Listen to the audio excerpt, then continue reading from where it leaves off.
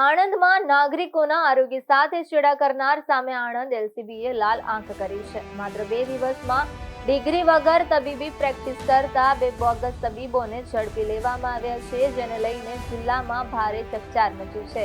ગામડી ગામે 5 વર્ષથી ડોક્ટર બની નાગરિકોના આરોગ્ય સાથે ચેડા કરનાર બોગસ તબીબ અરવિંદ પરમારની અટકાયત કરવામાં આવી છે. તબીબી અધિકારીની હાજરીમાં તપાસ હાથ ધરાતા આરોપી પાસે કોઈ માન્ય તબીબી ડિગ્રી કે નોંધણીના પુરાવા ન હોવાનું સામે આવ્યું છે.